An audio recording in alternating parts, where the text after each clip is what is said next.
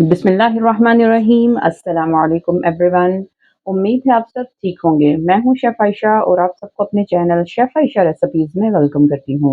आज मैं बहुत ही टेस्टी और डिफरेंट सी रेसिपी आपके साथ शेयर करूँगी। दही भल्लियों की रेसिपी, जिसे दही पकौड़ियाँ भी कहा जाता है। तो पकौड़ियाँ जो हैं वो बाज़ार में हर तरह से अवेलेबल होती हैं, लेकिन अगर आप घर में पकौड़ियों को तैयार करेंगे, तो वो टेस्ट बहुत ज़्यादा एनहांस हो जाता है। इस वक़्त मैं अब आपको बताऊँगी कि सबसे पहले हमने बेसन की जो भल्लियाँ हैं या बेसन की बूंदियाँ जो हैं वो कैसे बनानी हैं।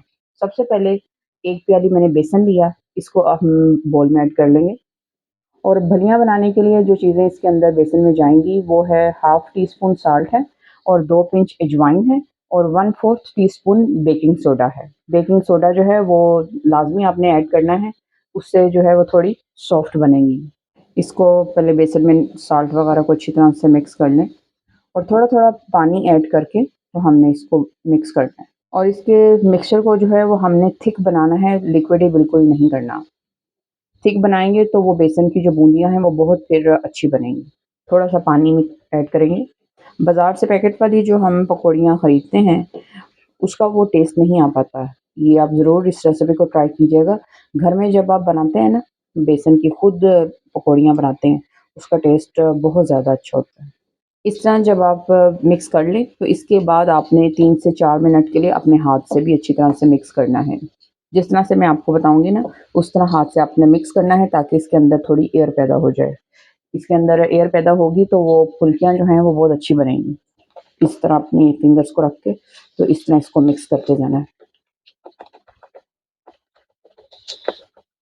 जी, तो व्यूअर हाथ की मदद से मैंने 3 से 4 मिनट बेसन को अच्छी तरह से मिक्स किया है, तो ये बहुत अच्छी तरह से मिक्स हो चुका है। तो अब इसे मैं 10 मिनट का रेस्ट दूँगी और उसके बाद इसको बेसन की बूंदियों को फ्राई करेंगे। जी, तो व्यूअर्स बेसन की बूंदियाँ निकालने के लिए मैंने एक इस तरह का बड़ा चम्मच ले लिया है। तो अगर आपके पास इस तरह का ये इतना बड़ा चम्मच अवेलेबल ना हो, तो आप इस तरह का जो चावलों के लिए छोटा चम्मच यूज़ करते हैं हम, वो आप ले सकते हैं। ठीक है? तो इससे ज़रा जो बूंदियाँ हैं वो बहुत अच्छी तरीके से निकल आएँगी। अब इसके ऊपर मैं बेसन डालती जाऊँगी।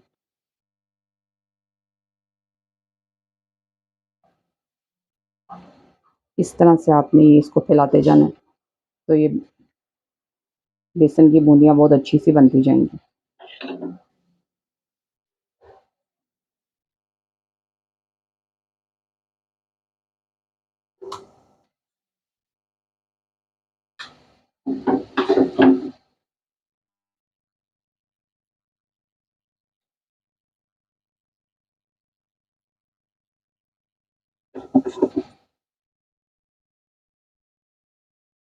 बहुत ही टेस्टी और यम्मी सी जो हैं फुल्कियाँ जो हैं, बेसन की बूंदियाँ वो हमारी बन के रेडी हो जाएँगी।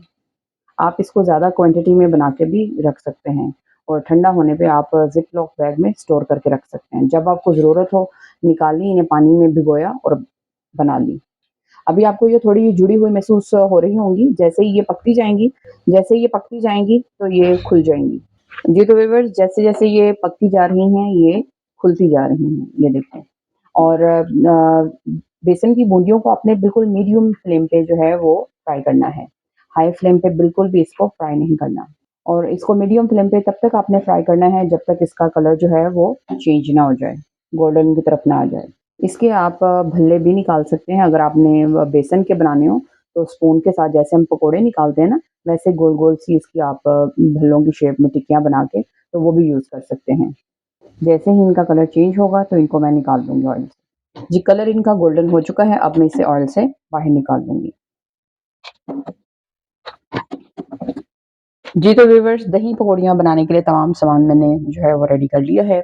बेसन की जो बूंदियाँ मैंने फ्राई करने के बाद, जैसे ही वो थोड़े नॉर्मल टेम्परेचर में आई, तो मैंने उन्हें 1 घंटे के लिए पानी में डिप कर दिया था।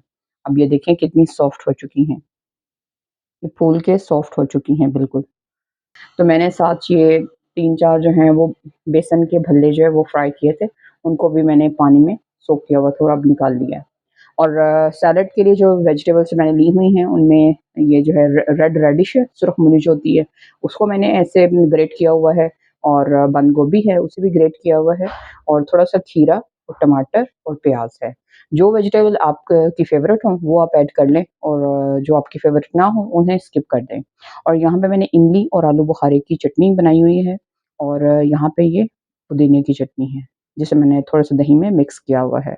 और यहाँ पे दही है मेरे पास तकरीबन हाफ़ केजी, तो हाफ़ केजी दही उसमें थोड़ा-सा दूध और दूध के ऊपर जो मलाई आती है वो थोड़े से 2 टेबलस्पून मैंने ऐड करके तो इसे अच्छी तरह से विस्कर से फेंट लिया हुआ है।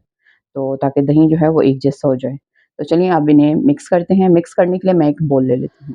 जी, तो व्यूअर्स सबसे पहले मैं बोल में पकौड़ियों को ऐड कर दूँगी।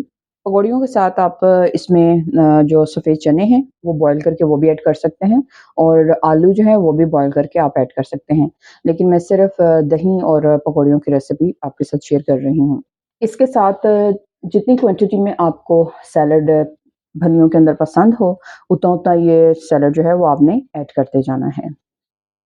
थोड़ा-सा मैं बंद गोभी को यूज़ करूँगी और सुरख मूली जो है ये मेरी फ़ेवरेट है, तो इसको मैं ऐड करूँगी। थोड़े से टमाटर,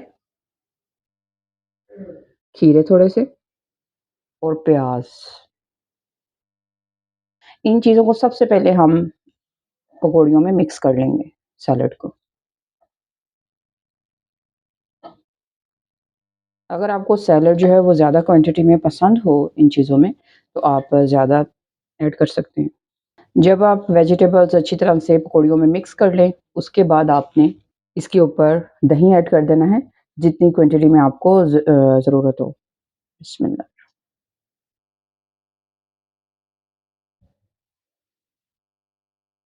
पूरी पकौड़ियों को आपने कवर कर देना है। इसके ऊपर अब मैं मसाले ऐड करूँगी और मैं आपको बताती हूँ कि इस पे कौन-कौन से मसाले आप ऐड कर सकते हैं। जी, तो व्यूअर्स 4 चीज़ें मैंने यहाँ पे ली हैं। 1 teaspoon salt, half teaspoon crush chilli है और 1 टीस्पून चाट मसाला और 1 टीस्पून रेड चिली पाउडर है। इन चारों चीज़ों को आपने अच्छी तरह से मिक्स करके एक मसाला बना लेना है। तो इस मसाले को अब मैं थोड़ा-थोड़ा करके तो दही के ऊपर ऐड कर दूँगी। अगर आप ज़्यादा स्पाइसी खाना चाहें तो आप ज़्यादा क्वांटिटी में ऐड कर लें। जी, तो व्यूअर्स अब बारी आ गई है आलू बुखारे और इमली की चटनी की। ये ऐड कर देंगे।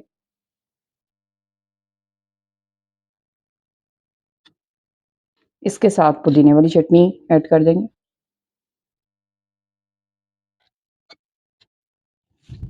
जी, तो व्यूअर्स टेस्टी और डिलीशियस सी दही पकौड़ियाँ या दही भल्लियाँ बन के रेडी हैं।